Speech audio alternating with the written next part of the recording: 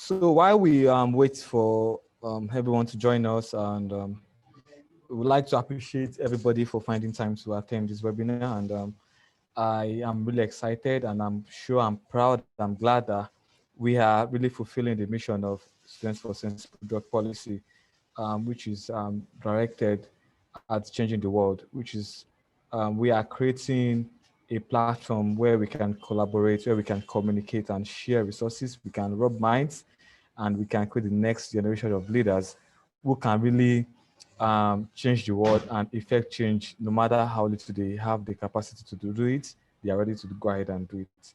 So we are really, really global and international.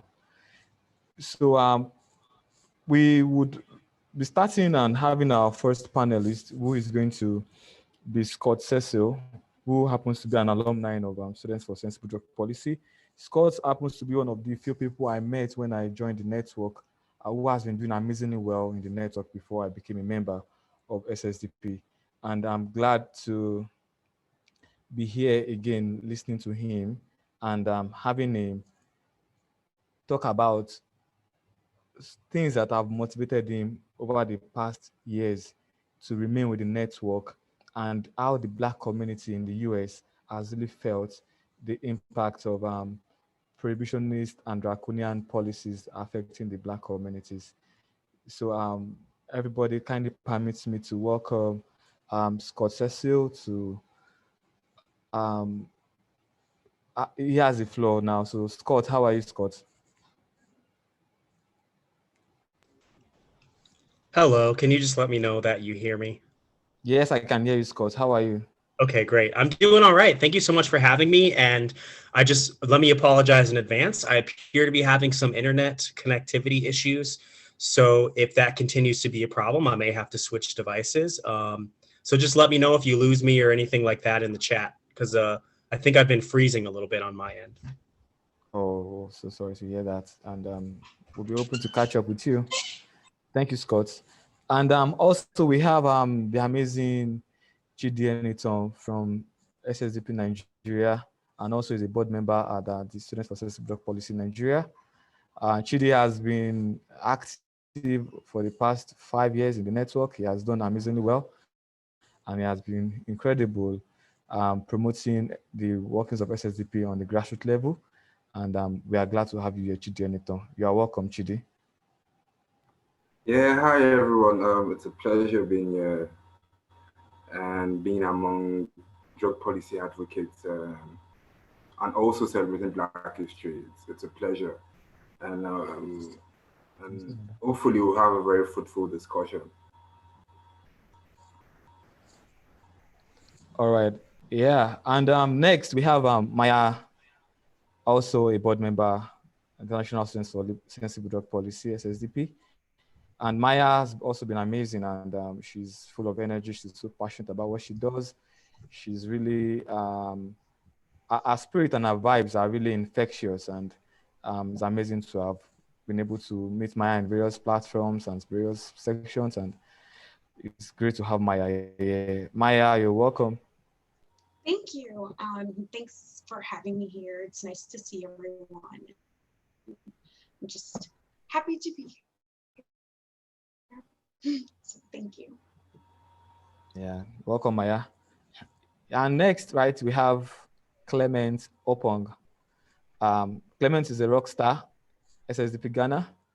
He has really done amazing things in and out of the continent. He was recently at the CND last year, 2 years ago in Vienna, and he's one of the top rising rock stars we have in SSDP in Africa, and it's great to have him. And we'll be looking forward to hearing about the successes of SSDP Ghana and the drug policy community in Ghana.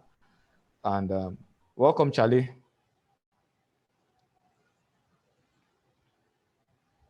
You can unmute. Sorry. Yeah. Hello, Moro. I hope you can hear me now. Yes, we can. Hi, everyone. It's such a great and an awesome, experience. Always being a part of this movement, and I'm very glad and humbled to be a part of this panelist discussion. And I'm happy SSDP is recognizing that Black Lives Matter every time, 24/7, 365 days throughout the year. So yes, it's a pleasure. Looking forward to having an amazing discussion and session here. Thank you. Yeah, thank you very much, and welcome, Clement. Yeah, now we're about starting, and I'm sure I'm really excited. Like, I'm really, really excited, and I'm sure many of our participants are also excited to listen to what our panelists have to say. So I'll be starting with Scott. Yeah, you've been involved in drug policy for pretty over a decade. I'm sure about that. Like over a decade, almost a decade, like within that frame. And I'm sure you've had a lot of positives and negatives in the past few years. And how have you seen the role of people of color in the reform movement change in the United States of America?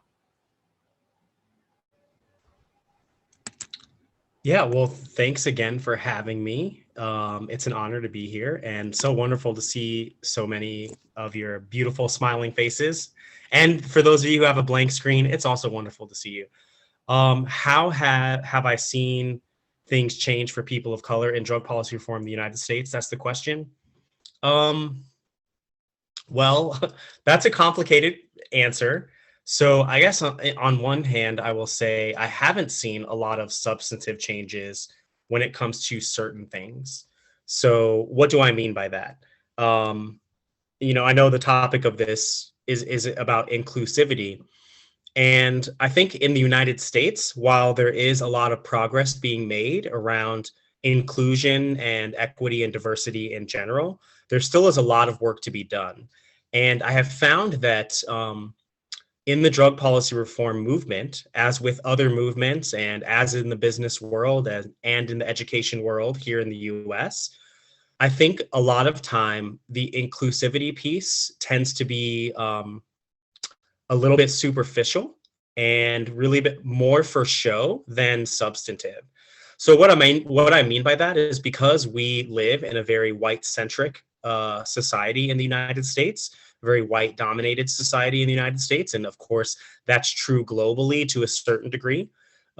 Because of that, though, I think that one of the mistakes a lot of folks in the drug policy reform movement make, most of whom are white, is that they tend to, one of the insidious things about whiteness is that you're trained to center yourself. You're trained to center your own perspectives and your own feelings, whether you know you're doing that consciously or not. And so I think one of the things plaguing our society and our culture in general, which is also true of the drug policy reform movement, is that diversity, equity, and inclusivity issues tend to be about making white people feel more comfortable and feeling as if they're doing enough in order to be equitable and to be inclusive. And very often, and perhaps all of the time, those efforts fall very short. So I'm going to keep my answer short and leave it there, but I'm happy to elaborate if you want to do a follow-up. Yeah, thank you so much, Scott. That was brief and insightful. Yeah, that I think we'll leave the US and come down to Africa, and I'll be going to Clement. We need to, like, it's something I always want to talk about, and it's about the success of SSDP Ghana and the drug policy community in Ghana. So, Clement, Ghana passed a revolutionary cannabis reform last year. Do you think this change will influence drug policy in the region? And so what are your thoughts about it? All right. Thank you so much once again, Moro, for having me, and thank you so much, everyone. I think it is at this point it's very, very clear that the discourse of the war on drugs is now beyond has gone a long way to affect every sphere and every facet of our life. And actually, in Africa, we inherited a term that was popularized in a particular context of a country that is in the US that we did not even consider its adverse effect on our region, you know, in the setting of Ghana, Nigeria, anywhere. So the war on drugs in its adverse term hasn't really been well, you know, considered in terms of its impact in our region. So I think Ghana taking this huge paradigm shift, Ghana taking this huge blow from now drifting away from what the war on drugs sought to do, which I always say that it is not a war on eliminating drugs, but it is a war on eliminating a certain group of people, because historically, as we are much aware, when the war on drugs was declared around 1971 by the then President Richard Nixon, obviously it was targeted at Black community, it was targeted at the Latinos, it was targeted at a certain group of people. So at the end of the day, when we Blacks, I mean in Africa, to kind of taking into consideration the policies, the systems, the structures that was put in place in fighting, or yes, like surrounding the war on drugs, we have to appreciate what it is that would work for us. So Ghana has, let me say, has begun to revolutionize and recognize what this war on drugs seeks to. That was to stigmatize certain group of people, that is to drift away from the core issues that affect humanity, that affect Black people. And that was the more reason why we took that, you know, bold initiative to reform our drug policy towards a more progressive, humane, and, you know, as you know, a healthy approach. So I think now it is obvious that Africans, we can chart our own path, and I'm happy to see that I think certain countries in Africa are now also following suit. For instance, as you are aware, yesterday and today, Liberia, for instance, they are having, I think, a national drug policy discussion ongoing, and they've had people from parliamentarians from Ghana, key stakeholders from Ghana, coming to share their perspective. So I think it's going to be a game changer. What Ghana has done in West Africa is going to be a game changer for other African countries to also follow suit. So I think that will be a bit of it, and with time you can elaborate. Thank you. So insightful. Thank you so much, Clement. And we can't underestimate the work of the West African Drug Policy Network ongoing and seeing the change in Liberia. And Liberia has been really affected by the aftermath of the wars that took on for many years.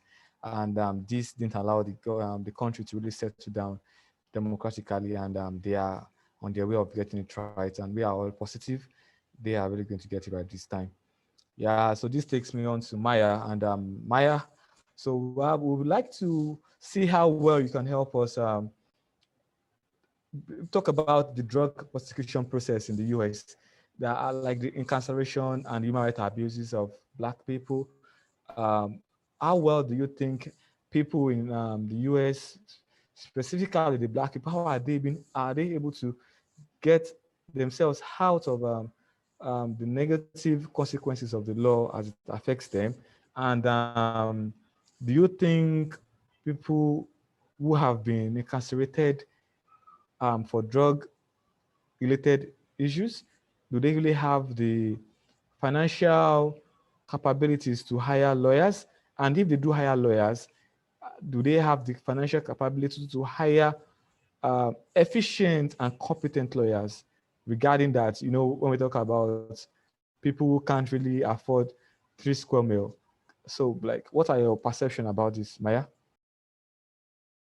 Yeah, thank you for the question. So if I'm understanding it correctly, you just want to know how, like what the Black experience is of kind of navigating the space of being incarcerated and then the consequences that follow that.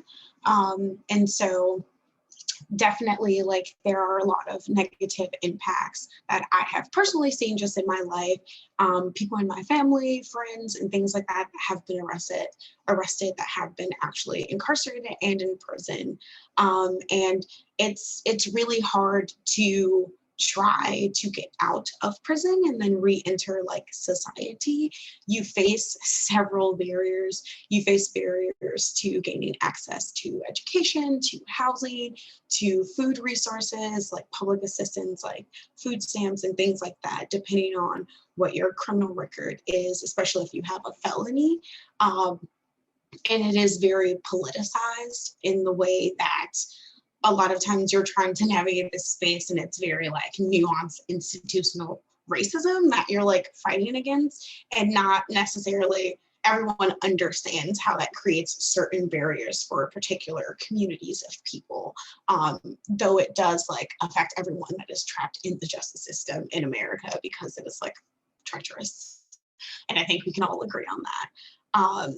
I have seen people, again, like family members and stuff that have been incarcerated that have not been able to gain access to attorneys or lawyers, or in cases where they do get public defenders, they aren't necessarily equipped to assist them. And I don't necessarily think that it is on like the fault of the public defender.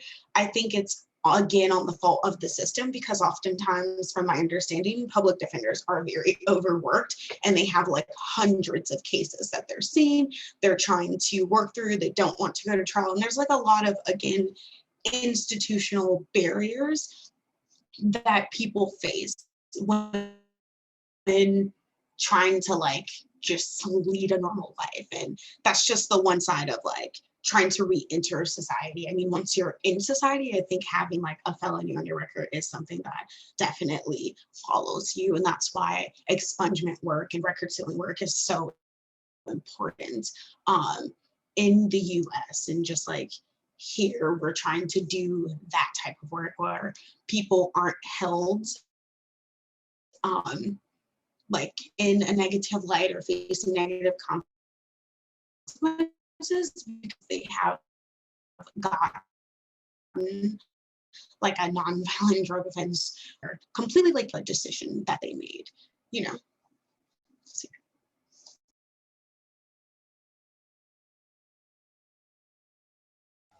Yeah, thank you, Maya. Thank you so much, Maya. Thanks for taking us back memory lane. And we are positive it's going to be better than it used to be, and it's going to be, the future is brighter and clearer than it used to be. Thank you so much. Yeah, this takes me to Chidi. So Chidi and Enitan, this is in relations to happenings in Nigeria, and that's about, you know, recently the National Drug Law Enforcement Agency have a chairman who happens to be a former military governor, and who happens to be the former chairman of the Presidential Task Force Against Drug Abuse and Total Eradication of Drug Abuse in the country. So, and when he got in, he was clamping down on drug offenders. We don't really know the framework he's going to be operating on. So, well, lately they published that they are going to be having drug testing for students in tertiary institutions. And I know SSDP has been able to write few op-ed, and we've objected to that rule, and we are still on it. So what do you think should be done moving forward, and how do you think that will affect the negative impact of these such policies for young people, not just students in the country? Thank you. Yeah, thank you, Muro, for that question. First of all, we need to understand the context of which drug policy is built in Nigeria. Obviously, like what Clement said earlier, the policies that we have in Nigeria, in East Africa, was a knee-jerk approach, you know, from the Nixon style of war on drugs. We just adopted some of these policies without actually looking at them from the frame, from the point of view of Africa, of who we are. And like you earlier stated about the present NDLEA chairman, first of all, he was previously in charge of a presidential task force that was coined to eradicate drug use. So definitely his approach towards drug policy is quite draconian. And both seen with NDLEA, that's National Drug Law Enforcement Agency, that's in charge of drug in Nigeria. They've had two approaches though. They've had supply control and then demand reduction. But what we've seen with the NDLEA is they've always emphasized on supply control. And with this supply control, they tend to target those who produce, sell, and trade substances. And then the demand reduction unit is specifically to address harm reduction, prevention methodologies, and all of those. But what we've seen over the years is that if they've neglected the demand reduction units and placed much energy on the supply control. And what we're seeing with this new policies coming up with drug testing have shown the ideology behind the average policymaker in Nigeria, the lack of looking into evidence. And we've asked so many in Nigeria, we've asked so many recommendations, we've passed so many recommendations to the House of Assembly, we've asked so many recommendations to policymakers, to executives. And oftentimes we've seen them neglect these recommendations and just go with their intent. And what we mean by intent is they just their intentions without properly looking at execution of some of these policies. And this has done so much harm to the average Nigerian youth. And over the years, the effects, the impacts of these policies are, we've seen them in terms of incarceration, we've seen them in terms of police brutality, we've seen them in terms of daylight extortion by law enforcement agency. So with the drug test that is being that's into play now by the present chairman, it's just like every other thing in Nigeria. It's to just show what was the right word to use? Like the showmanship. Just trying to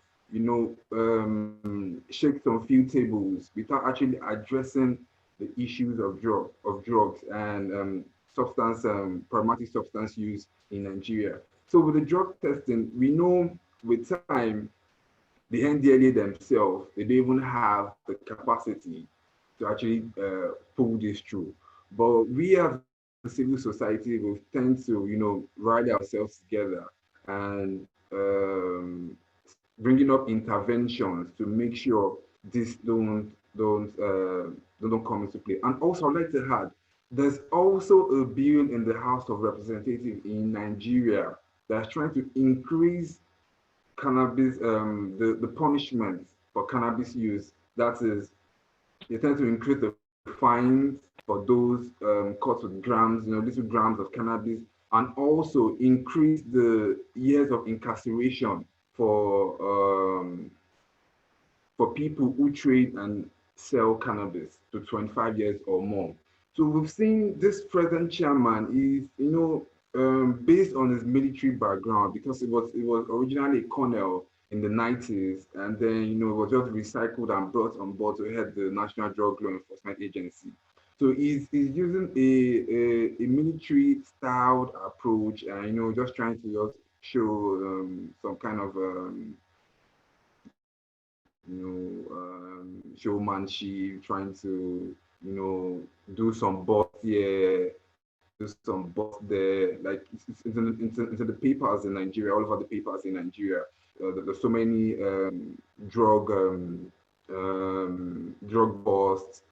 Every week we hear there's a drug bust here, there's a warehouse that's been busted there. So all of this is just, we in the civil society, we understand what's going on because it's just showmanship. We're not addressing the present challenges that we have in Nigeria in terms of those who are supposed to be included, who are supposed to be carried along, especially those who inject drugs, those with opioid users, those are people who are particularly at risk of problematic drug use. And we've not seen that from the present NDLEA chairman. And we as a civil society will continue to put more pressure and make sure they do the needful. Thank you. Yeah, thank you, Chidi. And quick on, I would like to ask that, do you think the justice system in Nigeria is it favors the poor or the rich, or what can you say in that context?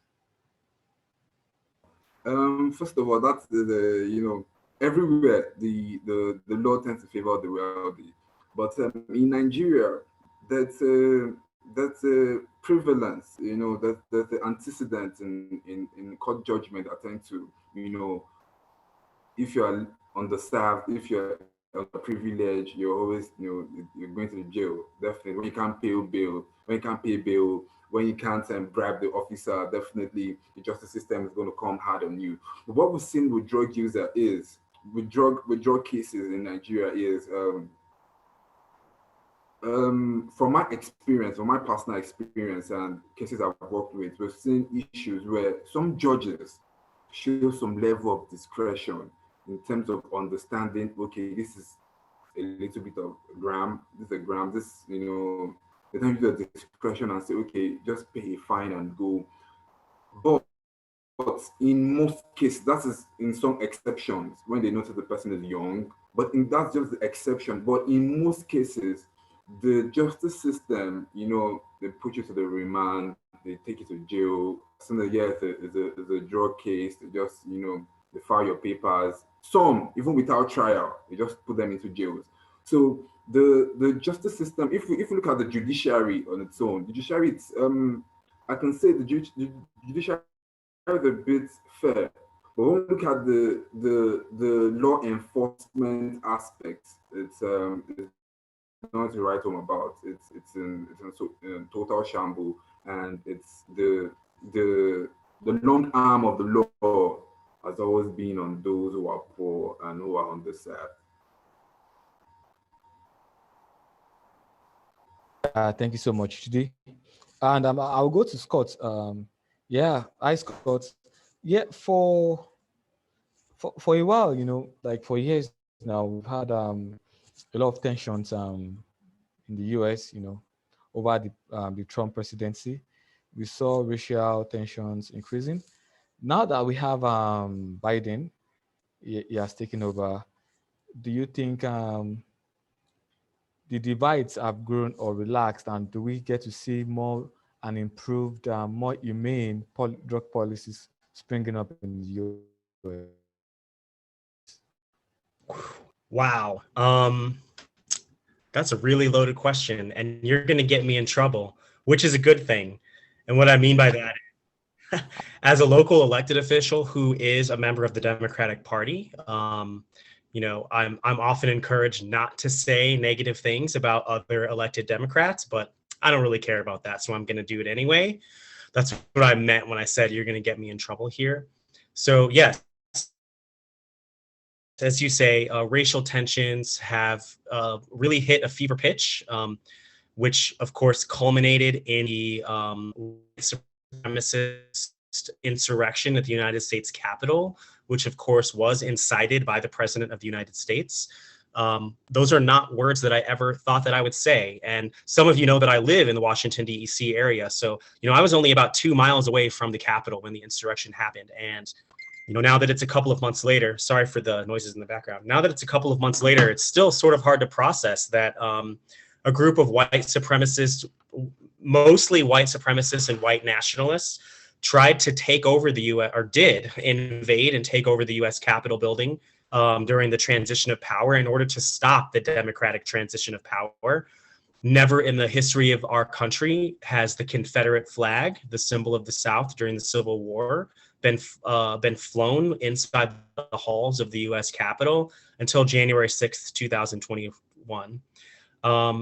I will say that a lot of the racial tension and the divide and the animus has always been there, of course, and maybe sometimes it is a little bit less seen when someone not as inflammatory as Trump is in power. But I don't think that we should delude ourselves in that it was in thinking that it wasn't there prior to President Trump, nor should we delude ourselves in not acknowledging that all of that racial animus and tension is still there, and that the root cause of that is racial hierarchy in our society. I think every single speaker so far has talked about institutional issues and systemic issues. And I want to focus on that because, under Joe Biden, we're only, what has it been? Maybe 6 weeks since he was sworn in as president. So we'll give some time, but there's nothing that I've seen so far that seems to indicate that the Biden administration is pushing for radical systemic change. Not only when it comes to racism and racial hierarchy in the United States and globally, but really in any other area. We've already seen a continuation of aggressive militarism around the world, only 5 or 6 weeks in under this president. We have not seen or heard any meaningful discussions about economic and social reparations in the United States under this president. And we have not seen the type of solidarity that I would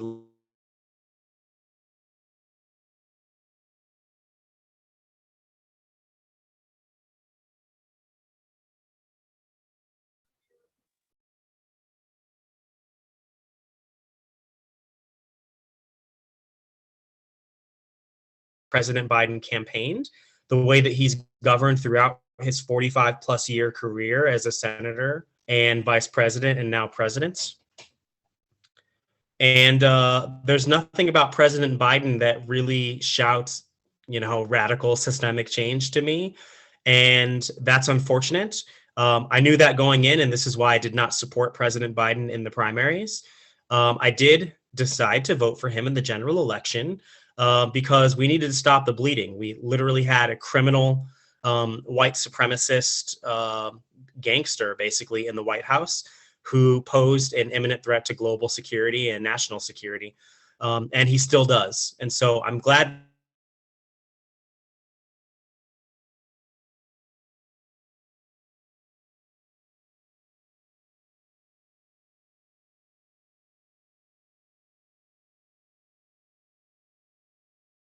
Yeah, I think the audio there is gone silent. Can you still hear me? Yeah, you're back. You're back now. I'm so sorry. I'm not sure how much of that you missed. I wanted to make a general note about inclusivity vis-a-vis drug policy reform and how it maybe even applies to this event. We're being as inclusive as we can be, but of course, this event's in English. If it weren't, most of the folks who are in the United States wouldn't be able to participate. And so when we're talking about the need to engage in systemic change, I believe one of the things at the root of that is decolonization. And we shouldn't forget that the United States is a colonized nation, as are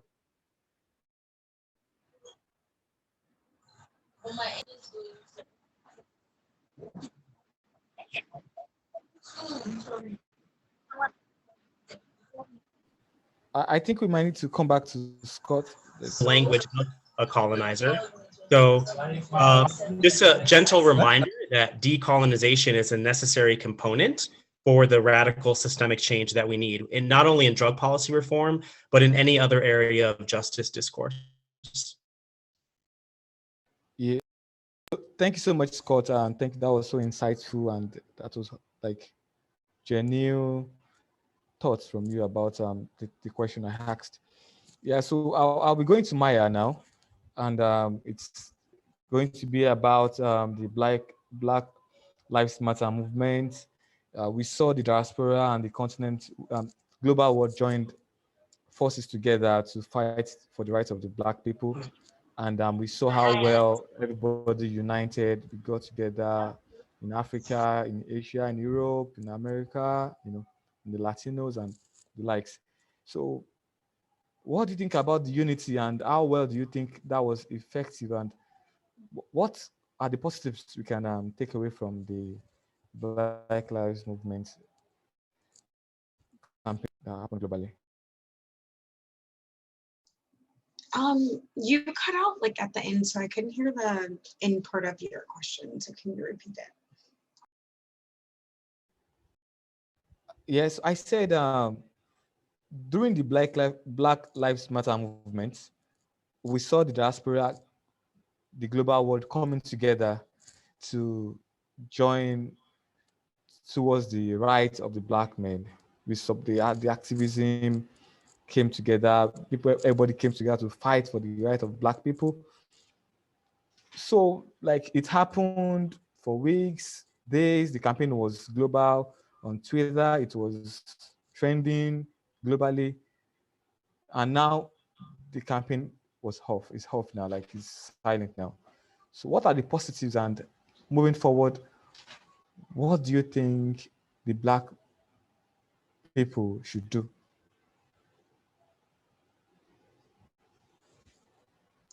Yeah, I think that, like, I'm obviously like a supporter of the Black Lives Matter movement, and I think that it was I guess it like got its goal across in the sense that it brought a lot of attention and infuriated a lot of people, which I don't necessarily know if it was trying to do that, but it did bring a lot of attention to like the notion of like Black Lives Mattering and how like historically, systemically, institutionally, it's not seen that way in America, or at least we don't feel that way.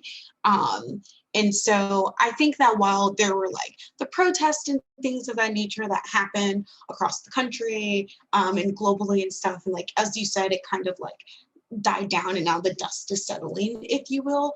I definitely think that the Black Lives Matter is so active. I mean, I'm here in Arizona and we have an active chapter here.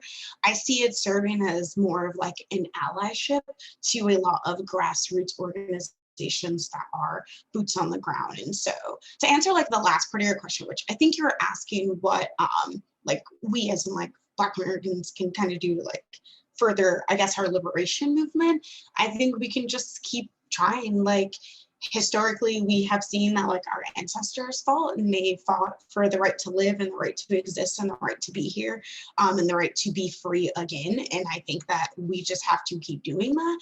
And that comes in the form of like our grassroots work. That comes in the form of like dismantling racism and the drug war and other forms of like institutional oppression, because it exists everywhere. And so I just think that like we just have to keep working to further our movement of just trying to liberate ourselves. Yeah, thank you, Maya. Thank you so much. Yeah, Clement, West Africa sees the transportation of millions of dollars worth of illicit substances into Europe every year, and also owed some of the strictest drug laws in the world. And in relations to this, we have felt that people in Africa.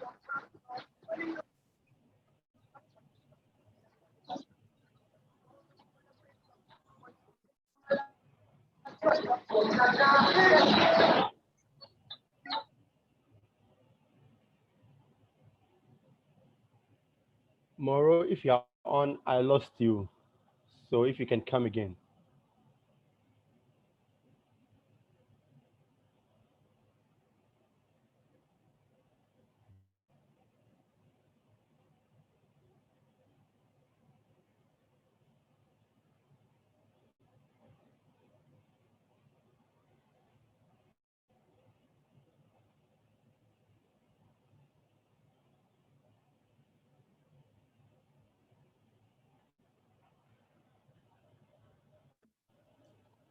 I think Moronfolu's connection has dropped, but I am sure he will be back with us shortly.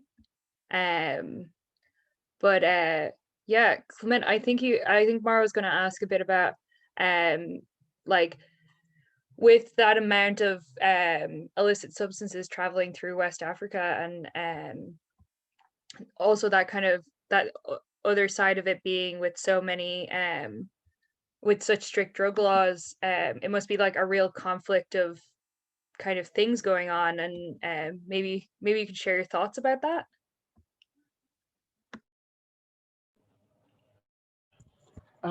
Yeah. Yeah. So with respect to that, actually, there's been a lot of research and discovery that we've realized that indeed West Africa has become a hub, not just a transit, but also, like I said, not just a transit, but also a a hub for illicit, drugs from here in West Africa to um, Asia to Europe and what have you, and it's quite worrying in the sense that these drugs, as we know, are millions of money, and at the end of the day, even some of these illicit drugs, as we term it, are either cultivated here and being, transported to Europe and America, and people are making huge sums of money from it. That is why over here in Africa and also as civil society organization, we've had a very big issue with respect to government and policies and structures, in that we've neglected, or they've kind of like looked down on where the fundamental issues are, and they've rather diverted attention to the average people in Africa, the average, for instance, the average Ghanaian who is suffering. Is now at the receiving, when the campaigns, when the traffickers are, highly involved in this, and they are making huge sums of money. And then me as a young person being caught with just one roll or two roll of, say, marijuana, will be incarcerated. If you are taking into consideration our previous law, will be incarcerated for close to, 5 to 10 years. That is totally absurd. When the campaigns, when the traffickers, the dealers, who the police are supposed to target and eradicate them from the system, because I don't know whoever is benefiting from it, whichever structure is benefiting from it, that attention is not there. And the marginalized, the already deprived, the poor people, the young people, that is where the attention is. That is where our focus is, putting them behind bars, and we've neglected these. And also there's another side of it where we are saying that, I always say this, Africa, we are always going to Europe, we are always going to America, we are going to Canada for loans, for money, to come and, help in developmental projects.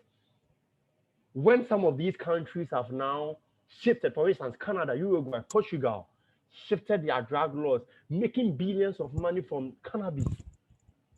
When we are in the tropical regions, and we can actually put in policies and regulate, in terms of cultivation of cannabis, to generate that economic income and invest in our people and create economic opportunities.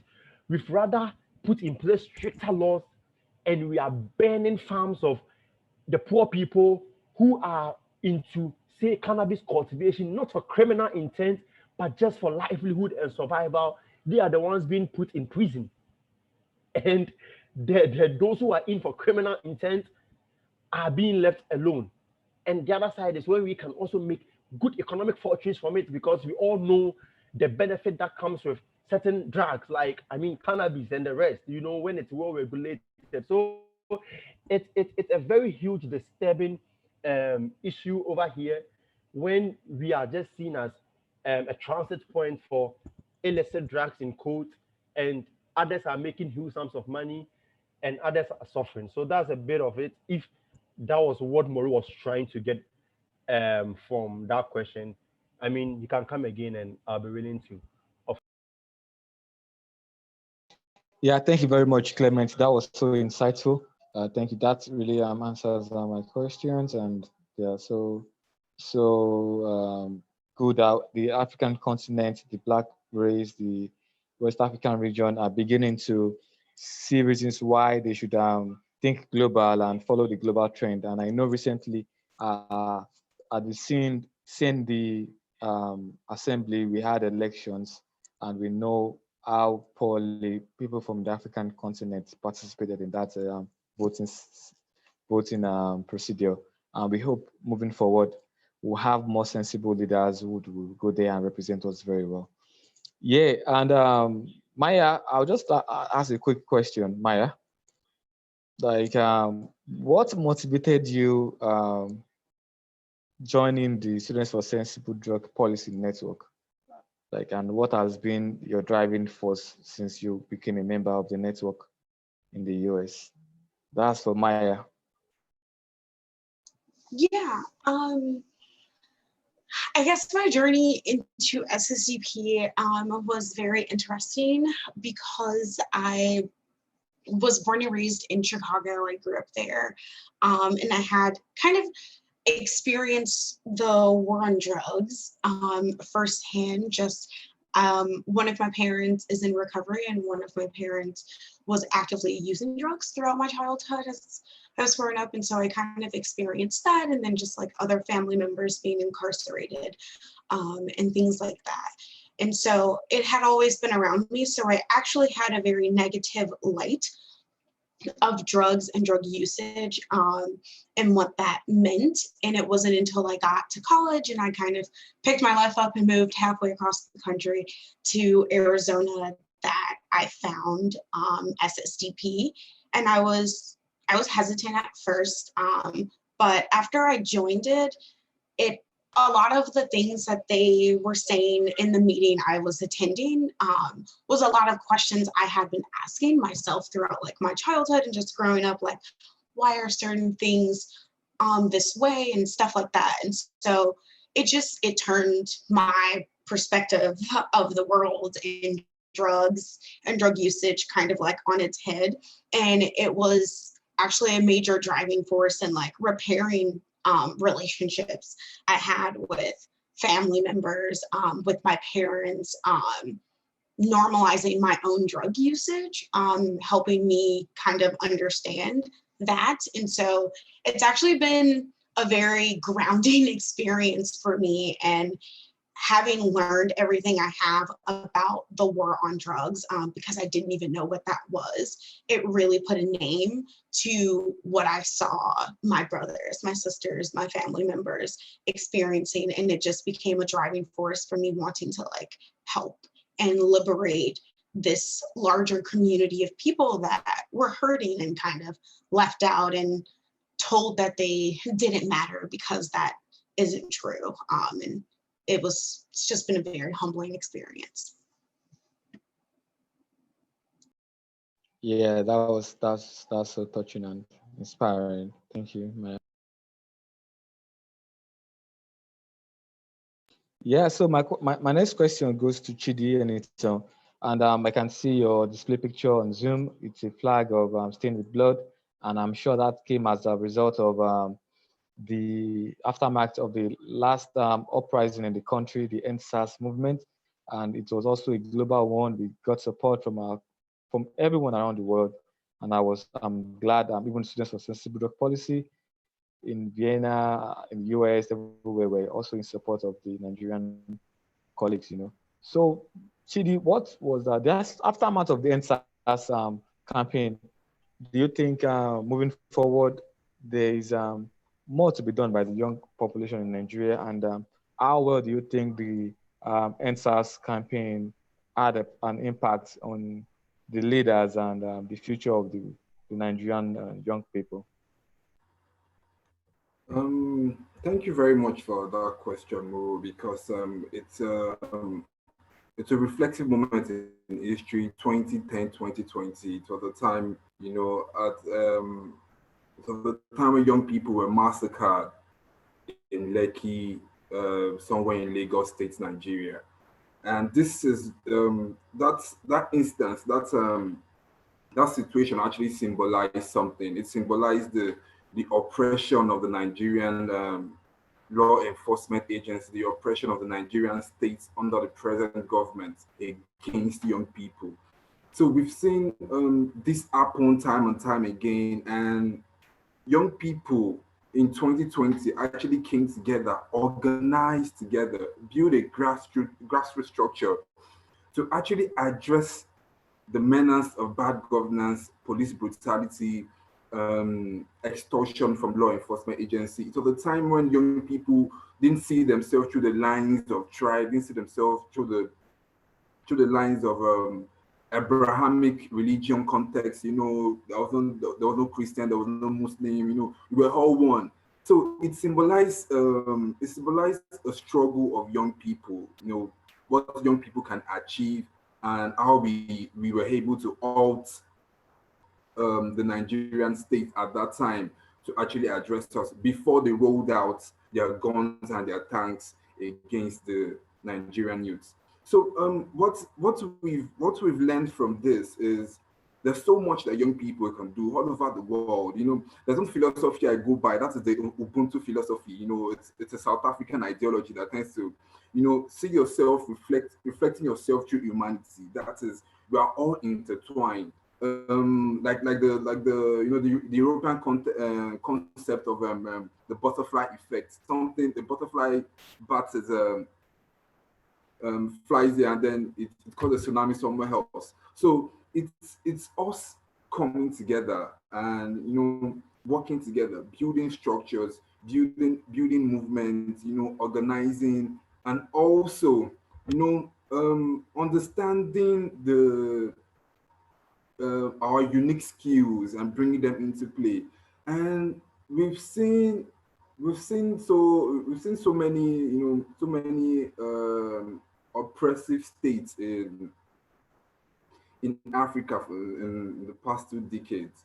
But it's something when young people come together and then they tell oppressors, they tell authoritarian government that you can't keep us in chains anymore. We can actually fight and also speak for ourselves. So moving forward, what's the significance of it for Nigeria? The significance for Nigeria is us organizing back, recouping ourselves, and also getting into the political sphere of getting to the politics of the Nigerian state. That is, reorganizing and also addressing political actors, either contesting for office, working in policies, policy implementation, policy education. It's the NSAS movement actually embodies what the diversity, the strength, the ingenuity of the Nigerian youth and what we can achieve together. So moving forward, it's going to be, in the next election cycle, there's so many things going on. I'm a local politician myself, so I know what's at stake for young people and what we're trying to do. So there's so many organizing, going on, and so many lobbying going on in terms of getting people into offices and also, working towards policy engagement too. Yeah, thank you very much, Chidi. Thank you so much for that. My next question goes to Clement, and it's going to be brief. Yeah, Clement, you've been in the drug policy sphere for a while now, and been doing a lot of wonderful things, and I'm sure there's still a lot you want to do. And it's great to have young people like you in the movement. So, who inspires you as a young activist, and why? All right. Yes, indeed. I think that is my 5th year being in drug policy reform work.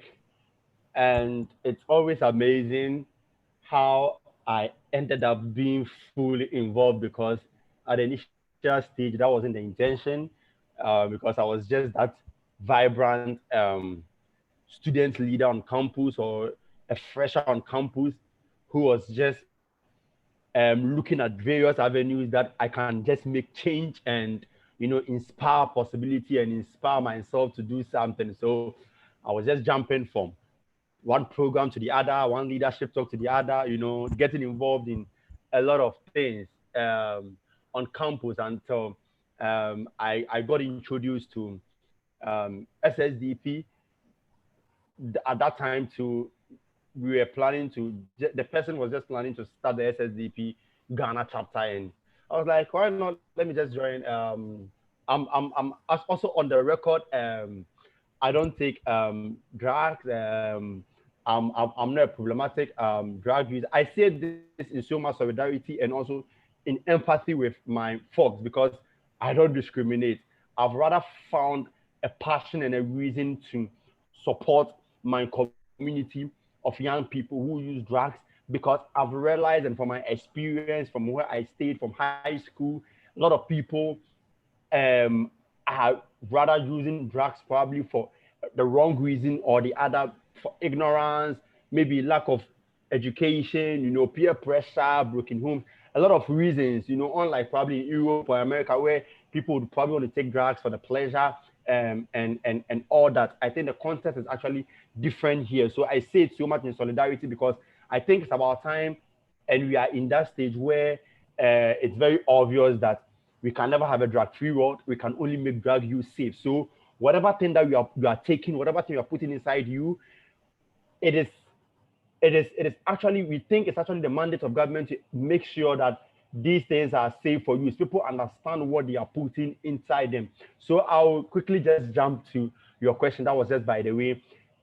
After really getting so much into drug policy reform, I realized that one of my greatest mentors in the world, that is the Kofi Annan, who was the UN General Secretary and also from Ghana, was actually the one who started the huge revolution of West Africans taking an approach towards embracing a humane approach. And he made a very powerful quote that has always stood by me. He says that drug has done a lot of harm, but then bad drug policy has done a lot more harm to people. That was when I realized that there is a huge role that I can play in terms of policy reform and in terms of policy change. So now I am more involved because not that the drug can probably, make someone do this or that, but I think the policies even is worsening the situation. So we need to have a more compassionate and human-centric policy that will put into consideration the health, the human rights aspects of people. So until COVID, I'm still a very passionate advocate for a progressive drug policy, and I'm still in it. And we are hoping that we will come back to normal and we can still inspire, just as I got inspired, I can still inspire more other young people within my region and also in the world at large to get involved, because indirectly or directly, we get affected by the policies that government put in place, regardless whether you use drugs or you don't use drugs. Thank you. Yeah, thank you so much, Clement, and that was so powerful. And thank you so much. Yeah, before our next question, I think we are rounding up. I would like everyone to be part of this historic webinar, and I think I would like us to please put on our cameras and let's get to see ourselves like in 1 minute, and let's see the beautiful smiles behind the cameras and the beautiful faces, the pretty handsome young men out there, and let's have a snapshot.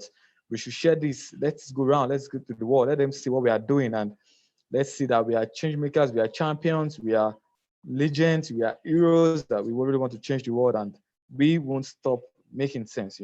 So let's put on our cameras, everyone, and let's see ourselves. Please put on a smiling face and let's see ourselves. Very few minutes. Yeah, I can see Scott. Oh, yeah, Clement. How are you? Hi, Jacob. I can see Chad Tenos. I can see Maya. Oh, wow. I can see everyone. Nice faces. Hi, Grace. Chidi, how you doing? I can see Davies. Evelyn, how are you, Evelyn? Nice smiles. Hi, Beatrice. I'm doing very Hi. well. Yeah, hi, Rachel. Hi, Rita. Louise, how you doing? I love your background. Black Lives Matters. Yeah, you're the man. Hi, Ejide. Hi. Bonsoir. Comment ça va? Hi, Ahmed. How are you doing? Isaac. Hello, Miami. Shida Dani. Eric, how are you? Lillian, what's up? Rosine. Kate, how are you doing? Rob, good to let me see your face. Grace, Bukola Makinde, how are you? Rory, how are you? Nora, Elizabeth, Ife, Bilton, Yako, how are you? Eddie Michael Minani, how are you? Joe King, Ismail Amadou, Assalamu alaikum. Yes, just to show the inclusiveness we're talking about and the love. This is SSDP, and we share love around. We're a family. Like, I'm proud to be a member of this network, and it's good to be here. So, we need to wrap up now, and I would like to ask all the speakers uniformly, where do you see drug policy in the next few years? So, like, maybe we start from Maya. Where do you see drug policy in the next few years in regards, not just about the Black race now, like globally, like where do you see us, what impact do you see us making in the next few years? Yeah, Maya. Yeah, you said where do I see drug policy in the next few years? Yep. Hopefully progressing, definitely progressing. I hope that drug policy is working alongside with, at least in the context of America, working alongside of like anti-racism and really trying to dismantle that system of oppression. I think Scott actually said it very beautifully that like we have to dismantle racism so that we can dismantle the war on drugs here in America. And that's really what I want to see in the next couple of years. It's just everyone kind of taking on that approach and like understanding that and working to tear down all of those systems at once. So 10, 20 years from now, we can all just like celebrate and it can be over, right? Optimistically, but that's my little dream. Yeah, it's a wonderful dream, and I dream about that. So I want to see that kind of world, you know. Yeah, Scott, where do you see drug policy globally in the next few years from now? Well, my answer will be a little bit United States centric, just because, candidly, I don't know a lot about drug policy globally, which is one of the reasons I'm so grateful to be here and why I'm glad that SSDP is in fact a global network. I think I will save my answer to talk about what I think we should be guarding against and what we don't want to have happen. It was mentioned by someone, I think Clement, that perhaps now is the time for West Africa to move in the direction that some other parts of the world have moved in, like the United States, for example. So legalizing cannabis, decriminalizing drug possession, and pushing for more sensible policies. And I think that's correct. However, the United States is also taking another path that I think is incredibly dangerous, potentially, and doesn't actually address a lot of the issues when it comes to racism. And that's because cannabis legalization specifically is intertwined with global capitalism, especially as how it's practiced in the United States, which is decidedly racist, which is decidedly colonial, which is decidedly it does not resemble any form of economic justice, especially at the global level. And so here's why I'm worried about that. When you look at the history of cannabis policy reform in the United States, what was happening maybe 30 years ago, 25 years ago, 20 years ago, was decriminalizing at the local level. And then that led eventually to medical marijuana laws at the state level and adult use legalization at the state level. And now we're in a position where it looks like our Congress may end cannabis prohibition at the federal level. And that's fantastic. But as I mentioned, that emerging legal cannabis industry is very much a capitalist one, and so therefore not equitable. And the reason I'm continuing to be concerned about that is because now in the United States, we're seeing other drugs, whether it's psilocybin mushrooms or other entheogens and plant-based psychedelic medicines, being decriminalized at the local level, just like what we saw with cannabis before. So I'm worried that that means some of the other substances are on the same path cannabis was on 20 years ago. And if that's the case, then I think that's a mistake, because it then means we're also putting these other drugs, some of which have immense medicinal value, into global capitalism in the same way we've done with the cannabis industry. And I think that's it'll be great if we end prohibition, but if we haven't ended all of the other systems of oppression that are all interconnected when it comes to the repression of certain substances and their legality, then I think that you can be moving in the right direction and the wrong direction at the same time. And so it seems like we're moving in the right direction on policy and criminalization, but that we're moving the wrong direction when it comes to social, economic, environmental, and racial justice. So I think we should be guarded against that. And one opportunity that some other countries have is, Nigeria or Ghana or, any number of other countries may be behind the United States when it comes to policy, Certainly on cannabis, this is true. But they also have the benefit of being able to build something that looks different than what we've built in the United States. And I hope that you do, because I think we have more to learn from the rest of the world when it comes to than they have to learn from us. And that's especially true on drugs, because one of the biggest exporters of the United States is the war on drugs. And, you know, I'm looking for other parts of the world to create something more equitable than what we've created here. And hopefully we'll start moving in that direction as well. So I hope that answers the question, and just thanks again for having me. And, you know, I know the occasion for this was Black History Month, but I hope that we can have more of these conversations, because this is one of the most well-attended and certainly the most diverse virtual SSDP event that I've ever been to. And I'm just really looking forward to doing it again. So thanks again for having me. And it's wonderful to see all these faces. Yeah, thank you so much, Klaus. And it was great to hear from you and learn from you, and yeah, about your honest opinion. And yeah, awesome. Yeah, Clement, yeah, where do you see drug policy in Africa, globally, in the next few years? Oh, this is actually like a very big one, because I can just imagine in the 1970s when the president of the US, Richard Nixon, was declaring the war on drugs. He never thought there's going to be a time where young people, vibrant young people all across the world are going to stand so strong and fight against the very declaration and propaganda that he popularized, that has now trickled down to every part of the world and is affecting a lot of people, especially Black people. It is also now an undoubtable truth that the war on drugs was targeted as a certain group of people, and those people are Black people.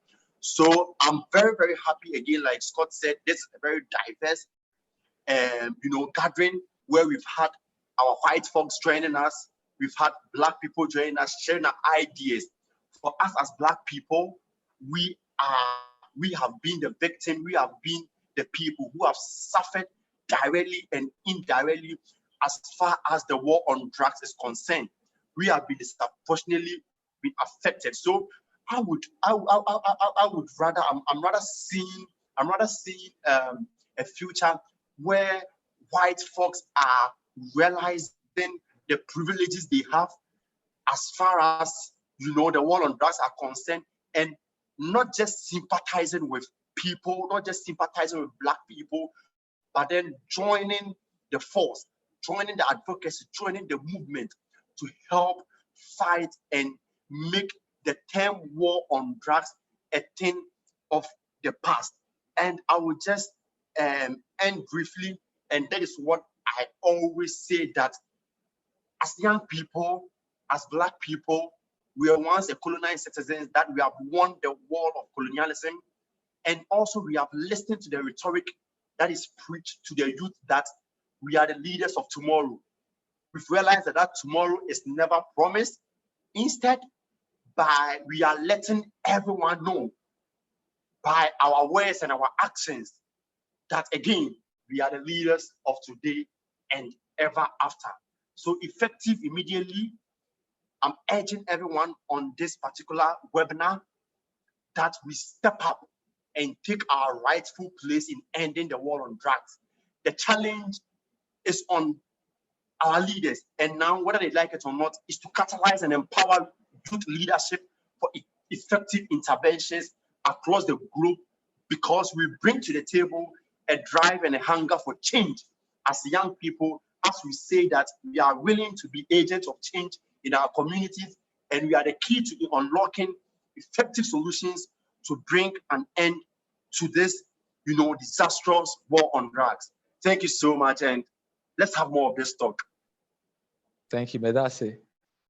Yeah, Chidi, looking at how terrible the drug policy has affected lives in Nigeria and across the African continent, and the disastrous negative effects globally, where do you see drug policy reform in the next few years? Well, it's really a bad time to be in Nigerian as we speak, a Nigerian with drugs. It's really a bad time for any Nigerian using drug at the moment. But however, there's hope, and the hope is within communities like what we have here today on this webinar, a community of diverse opinion. And I'd also like to add the future for me in Nigeria. It's presently we have a bill in the House of Representatives that tend to legalize medicinal use of cannabis. You know, just like what Clement said earlier about West Africa, especially Ghana, leading the charge of decolonization of cannabis use. I think with a community like us, like what we have here today, we can all, you know, an injury to one is an injury to all. So it's us coming together, organizing together, you know, working together, and making sure that we get the right policies in every aspect of the world that we can help. You know, if it's social media, via social media, you know, lobbying or whatever way, you know, or even through a GoFundMe, you know, just trying to organize together towards a particular cause, and that's the other cause, which is, you know, drug policy reform. So what I see in the near future is us coming together and addressing this challenge of punitive drug laws one state at a time. And also, we shouldn't, like, I think Scott actually said this, you know, drug policy reform, each nation has their own specific ethno-demography, you know, the way they are built. So we shouldn't, like what we have in Africa, we most times just copy and paste, you know, from the Western world. We just pick policies and just rewrite them into our own laws. So it's high time we start looking at homegrown policies, you know, looking at the issues, the mental root causes, and also, you know, just walk them through locals and then finding solutions to all of these challenges as regard drugs. Especially, you know, there's so many things I really want to talk about. So many coming to mind about sex workers who use drugs, and I don't see on the street of Lagos, you know. I just hope things get better and we just try to just organize together and get things done. Yeah, thank you so much, Chidi. Before I go ahead, I would like to inform everyone, just like this section, we have an amazing webinar coming up on Monday, International Women's Day. And I'm sure you don't want to miss that. Like, it's really going to be mind-blowing. It's really going to be wonderful. We have an array of fantastic ladies, women around the world, from Africa, from Europe, and from America, and from, you know, from Jupiter. So it's going to be wonderful. And we are going to be having Rosine, we're going to be having OC, Fehab, we're going to be having Queen from DPA, we're going to be having someone from Utrise, we're going to have someone from Women for Liberty Africa, we have Rita from Vokake, we have Odola, you know, from University of Oregon, and it's really going to be a fantastic section, and I advise everyone to please be part of that section, International Women's Day. Let's celebrate our women, and it's really going to be an amazing time there. So Young Women in Drug Policy Reform is March 8, 7 p.m. GMT, I think 8 p.m. West African time, yeah. Please, let's register to attend. So moving forward, we have few minutes just to have probably a recommendation, an addition from the audience. You know, maybe you have something to say about the what has been said so far. Maybe 1 or 2 minutes, just have the audience say something, and we can move on from there. It's been an amazing night. So if you have a question, you have a recommendation, please feel free to just chip in something. And it's all inclusive. This webinar is for everybody. And thank you, our panelists, for doing justice to the topic so far. Anyone, feel free, raise up your hand. You have the floor. Say something while we round up.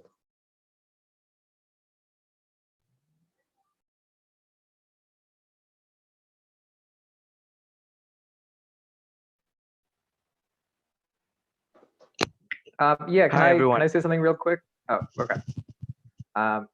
Yeah, so I just uploaded the African Leaders Trainings from November 2020 through February on our SSDP YouTube. So if you missed any of those, you can just take a look on our YouTube channel. If you missed any of the African Leaders Trainings, we have a lot of good stuff on harm reduction and a bunch of other topics. I think you'd love it. So go there.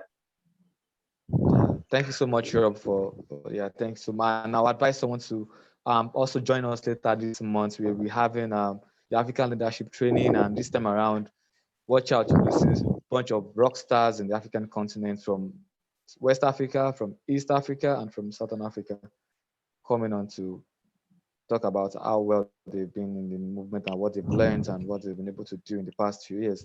So Africa Leaders Training, that's just it in the chat box. Susan just dropped it. Any other recommendation, any other thing to say? Okay, we have Evelyn from Ghana, we have Tanyako, we have Rachel. Is this Rachel? We have a lot of Rachels here. Wow. So Evelyn, you have the floor. Yeah, good evening, everyone, and thank you so much for the opportunity. I just want to remind all of us, especially our African brothers and sisters, that every month we have our African orientation program, and we are urging anyone who has not yet joined in to be part of it. It's very educative and insightful, and then we learn a lot. So please, anyone who has not yet joined should take advantage. Next month, it is happening. The information will be given out as and when we are going to have it. So we entreat as many of us to be part of it. Thank you very much. Yeah, thank you so much, Evelyn. Yeah, the African Orientation course has been developed to educate and train people on the basic and the knowledge they need to grow as young activists in drug policy space in Africa and the global space. And I'll advise a lot of young folks to sign in and join. And yeah, we have built-in Yako. Yeah, you have the floor. Yeah, hello, good evening. My name Good is evening. Tanyako. I hail from the Republic of Ghana. So I want to say thank you very much for giving me the opportunity to share one or two things. So for me, I've always been engaging with Clement, especially on drug policy front and also sustainable and sensible drug policy and its usage. But for a very long time, I want to say that I have clouded my own judgment with the ideology that this war on drugs is serving as a deterrent to a lot of people, you know, trying to bar them from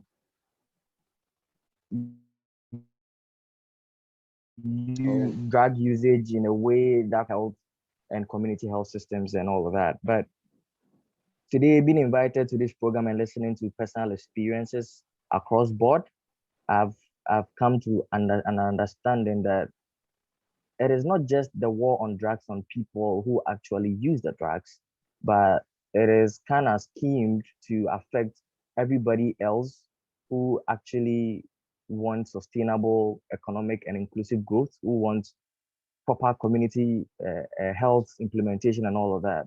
But on a broader sense, I think we should be focusing on trying to understand the very tenet of sustainable drug policy and its usage, and how it informs or how it helps the whole community at large with regards to community health, things around or things bordering the issues of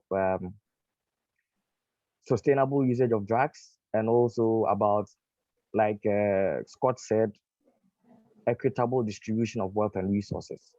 So thank you very much. It's been insightful. I think I would give SSDP another look. Like Clement have been convincing me to do. I would go in there with an open mind, try to understand how it all works, and then join the movement. Thank you very much.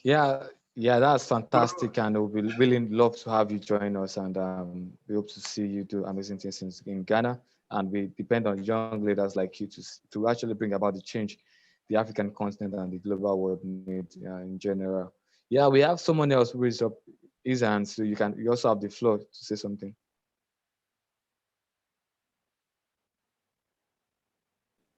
I wanted to just say that I'm happy Built-in took the opportunity to join us, because over the years I've been trying to convince him about the movement and what we do. We've had a lot of banter, but I'm very excited. It's like we've won a new soul in our movement, so we are ready to baptize him.